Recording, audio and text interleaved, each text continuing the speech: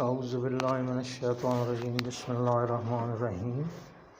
گور صاحب نے سوال کیا تھا دیدار رسول کے حوالے سے کہ کچھ لوگ دعویٰ کرتے ہیں کہ ان کو دیدار رسول ہوا ہے، تو بالکل دیدار ہو سکتا ہے اور آج کے دور میں بھی ہو سکتا ہے دیدار رسول۔ دوسرا سوال یہ ہے کہ جی اس کی کتنی قسمیں ہیں، تو اس کی جو ہے 3 قسمیں ہیں۔ ایک تو یہ کہ جی آپ کو خواب میں دیدار رسول ہو، دوسرا یہ ہے کہ کشف کے ذریعے یعنی زمان و مکان کا پردہ اٹھ جائے اور آپ کو دیدار رسول ہو، اور تیسرا جو ہے کہ حضور ختم مرتبت خود عالم برزخ سے تشریف لائیں اور آپ کو اپنا دیدار کروائیں یا کوئی حکم دیں۔ لیکن ان تینوں میں جو ہے جو حضور ختم مرتبت خود تشریف لاتے ہیں وہ 100% اتھینٹک ہوتا ہے۔ باقی جو عالم کشف میں ہوتا ہے یا عالم خواب میں ہوتا ہے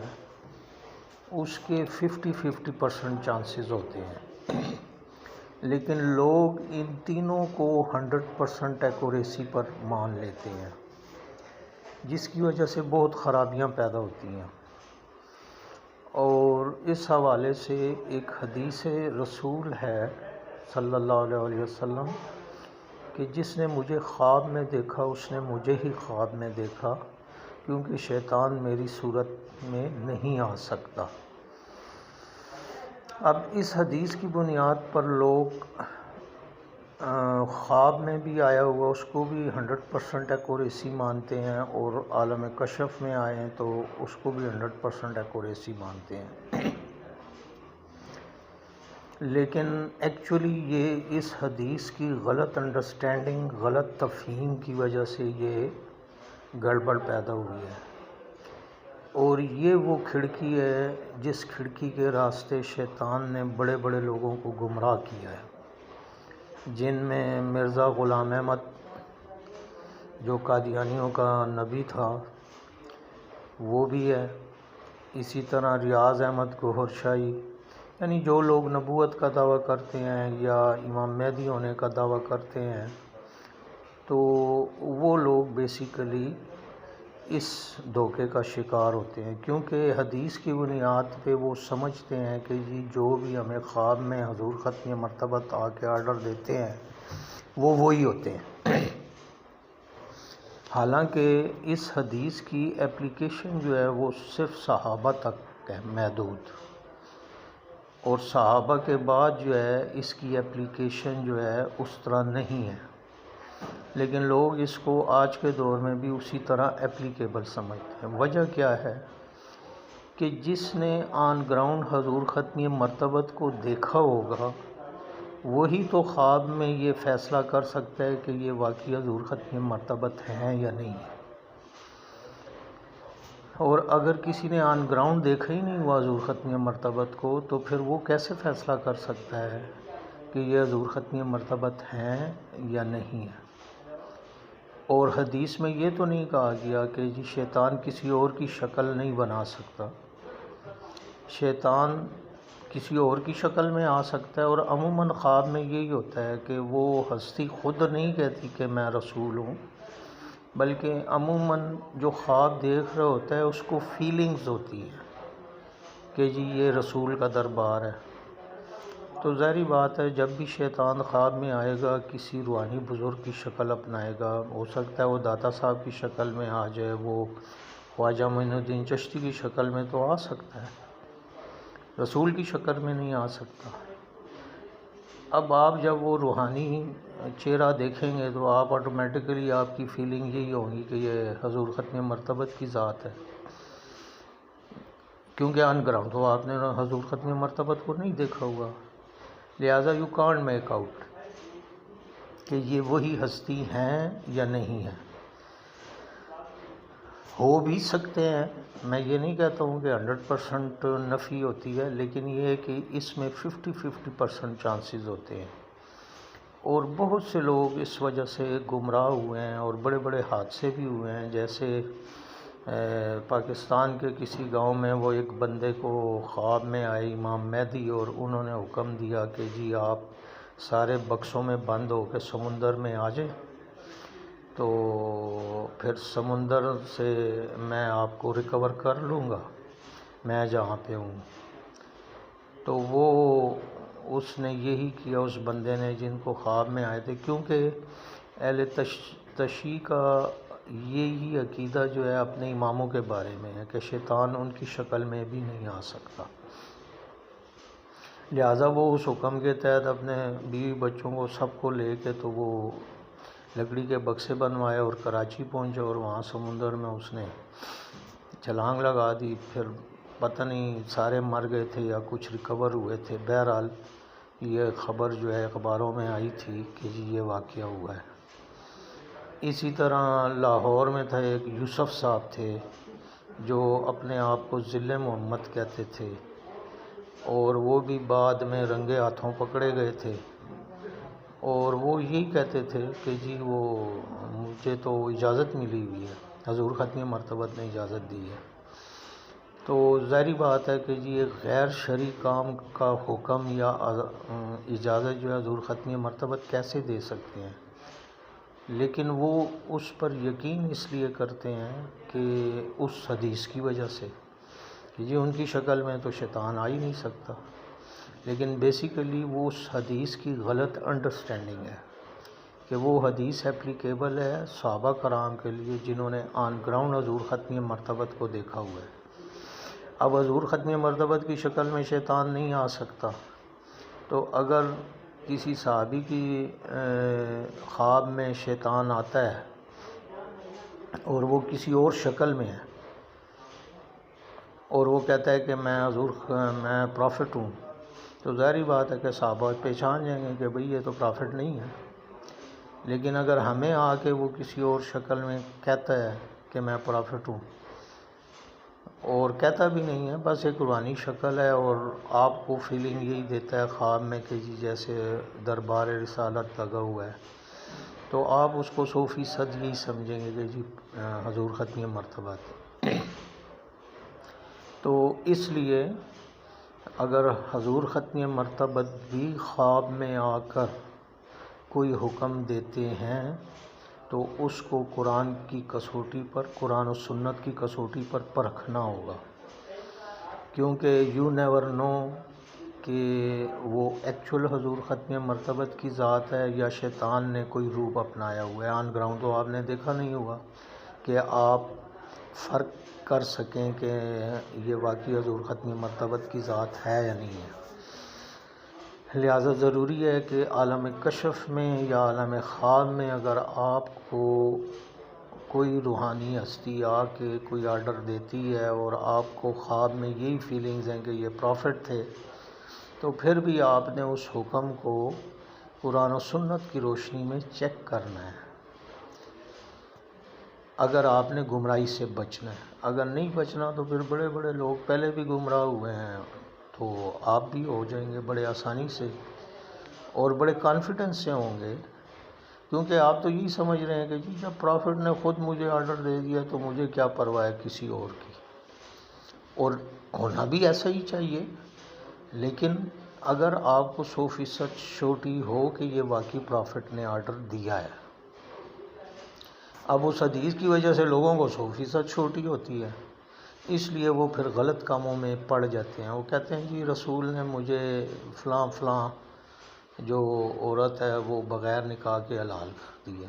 اب جب رسول نے حلال کر دیا تو پھر کوئی کون ہوتا ہے ان کو روکنے والا؟ تو اس طرح کے واقعات ہوئے ہیں اور بڑے روحانی لوگوں کے ساتھ ہوئے ہیں، اور ہم نے خود ان لوگوں سے ملاقات بھی کی ہوئی ہے جو کہ پھر اسی راستے سے خواب یا کشف کے ذریعے گمراہ ہو گئے، اور انہوں نے پھر بڑے بڑے دعوے کیے۔ کسی نے امام مہدی کا دعویٰ کیا، تو کسی نے نبوت کا دعویٰ کیا، تو کسی نے ذل محمد کا دعویٰ کیا۔ تو اس لیے یعنی یہ 3 صورتیں ہیں اس کی، اور اس کو جو ہے اس میں سے جو حضور ختم مرتبت خود آتے ہیں عالم کشف میں نہیں بلکہ اصل حقیقت میں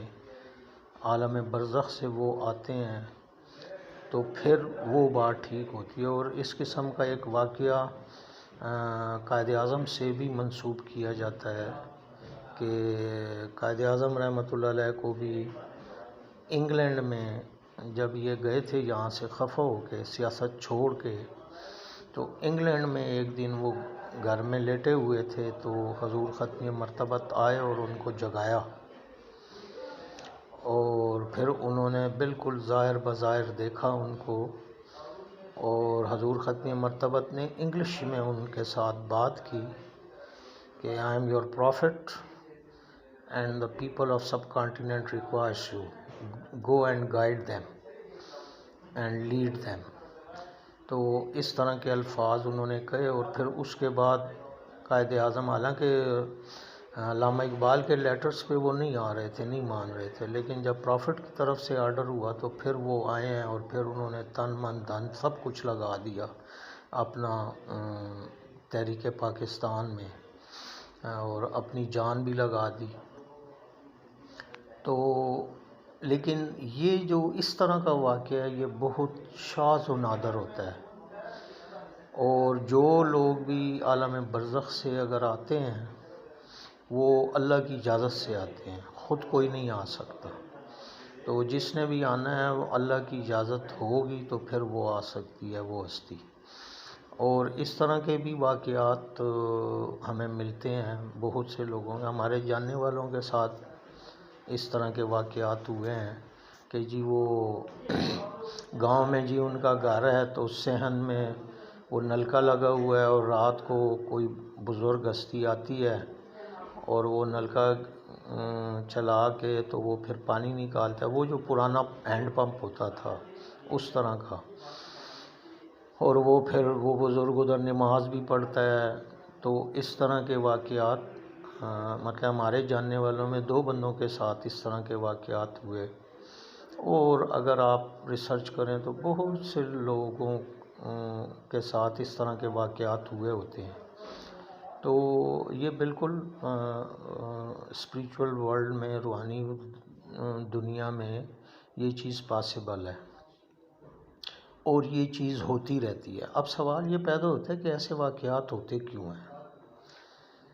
تو اس کا جواب یہ ہے کہ اللہ تعالیٰ نے لوگوں کو گائیڈ کرنا ہوتا ہے، ان واقعات کے ذریعے اس طرف توجہ مبذول کروانی ہوتی ہے تاکہ انسان اس طرف توجہ کر کے موٹیویٹ ہو کے وہ بھی جو ہے دین پر صحیح محبت سے اور خلوص سے چلنا شروع کر دے، کیونکہ اس طرح کے واقعات لوگوں کے لیے بڑا موٹیویشن رکھتے ہیں اور ایک جذبہ متحرکہ پیدا کرتے ہیں لوگوں میں، تو پھر لوگ بھی اس طرف رجوع کرتے ہیں اور دین پر بڑے خلوص سے عمل شروع کر دیتے ہیں جب وہ روحانی ان کے ساتھ اس طرح کے واقعات ہوتے ہیں۔ تو یہ ایک انسینٹیو بھی ہے، دوسرا یہ کہ لوگوں کو اس طرف توجہ بھی مبذول کرنی ہے، تیسرا یہ کہ انسانی ارتقاء کے لیے یہ چیزیں بتائی جاتی ہیں۔ اگر آپ سائنس کی جتنی بھی ایجادات ہیں اس میں سے میکسیمم جو ہیں اسی طرح الہام اور القاء سے ہی وجود میں آئی ہیں کہ سڈنلی سائنسدان کے دماغ میں ایک خیال آتا ہے، اور وہ خیال ایک نئی تھیوری، ایک نئی ایجاد جو ہے اس کا ہوتا ہے، اور وہ بندہ پھر وہ نئی تھیوری، نئی ایجاد پیش کر دیتا ہے۔ تو اس طرح انسانیت کا قافلہ آگے چلتا ہے۔ تو ابھی تک انسان جو ہے وہ ایک صحیح معنوں میں اخلاقی وجود نہیں بنا، اور عقلی لحاظ سے بھی بے شک اس نے ترقی کی ہے، لیکن ابھی تک اس کی عقل بھی خام ہے۔ اور پھر روحانی دنیا کو تو بہت کم لوگ مانتے ہیں، وہ تو مانتے ہی نہیں ہیں کہ جی اس طرح کی بھی کوئی واقعات ہو سکتے ہیں، اور وہ بیسیکلی ان کی اپنی کم علمی ہوتی ہے۔ اگر دنیا میں تحقیق کریں تو اس طرح کے بہت سے واقعات آپ کو ملیں گے۔ اس حوالے سے ایک رائٹر نے کتاب لکھی ہے، سیرت النبی بعد از وصال النبی، سیرت النبی بعد از وصال النبی، یعنی حضور ختم مرتبت کے وصال کے بعد جو سیرت النبی ہے، کہ بہت سے لوگوں کو انہوں نے کسی کو خواب میں آ کے گائیڈ کیا، کسی کو کشف کے ذریعے کیا، اور کسی کو ویسے ہی عالم برزخ سے بنفس نفیس آ کے گائیڈ کیا۔ تو اس طرح کے واقعات اس بندے نے لکھے ہیں، سچے واقعات جو ایکچولی لوگوں کے ساتھ ہوئے ہیں، اور اس نے سینکڑوں واقعات اس طرح کے اپنی اس کتاب میں کوٹ کیے ہوئے ہیں۔ تو اس کتاب سے مزید آپ کو پتہ چلتا ہے کہ یقیناً اس قسم کے واقعات دنیا میں ہوتے رہتے ہیں، اور روحانی دنیا اپنی جگہ پر موجود ہے، اور اس زمین پر اس عالم ناسوت میں ہمیں صرف امتحان کے لیے بھیجا گیا ہے کہ ہمارا امتحان ہو جائے اور عدل کے تقاضے پورے ہو جائیں۔ کیونکہ اب فار ایگزامپل ایک بندے نے کوئی بڑا کام کیا ہی نہیں ہے تو اس کو آپ انعام پہلے ہی تو نہیں دے سکتے نا، جب تک کہ وہ کام کر نہیں لیتا۔ اسی طرح اگر ایک بندے نے قتل کیا ہی نہیں ہے تو اس کو آپ پہلے سے پھانسی کی سزا نہیں دے سکتے کہ نہیں چونکہ تم نے اس کو قتل کرنا تھا لہذا ہم آپ کو پھانسی دیتے ہیں۔ تو یہ انجسٹس ہے۔ تو جب تک کوئی کرائم کمٹ نہیں کر لیتا اس کو سزا نہیں دی جا سکتی، اور اسی طرح جب تک کوئی کسی امتحان میں بڑے ٹیسٹ میں پاس نہیں ہو جاتا اس کو انعام بھی نہیں دیا جا سکتا۔ تو یہ ہے، اور اسی لیے میں کہتا ہوں کہ احادیث کو ضرور جو ہے قرآن کی روشنی میں چیک کرنا چاہیے، کیونکہ بہت سی ایسی روایات ہیں جو کہ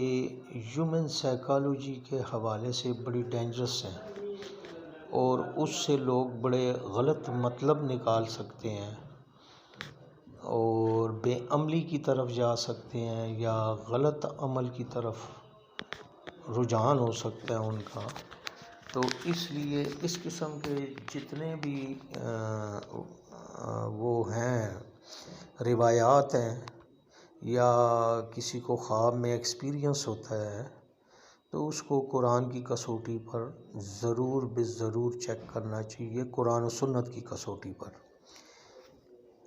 حدیث کو آپ نے قرآن کی کسوٹی پر چیک کرنا ہے، اور حدیث کے علاوہ جو بھی چیز ہے، آپ کا خواب ہے یا آپ کا مسٹک ایکسپیرینس ہے،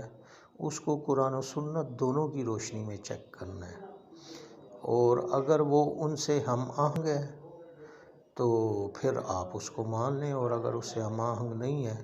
تو پھر آپ اس کو ریجیکٹ کر دیں۔ وآخر الدعوانا ان الحمد للہ رب العالمین۔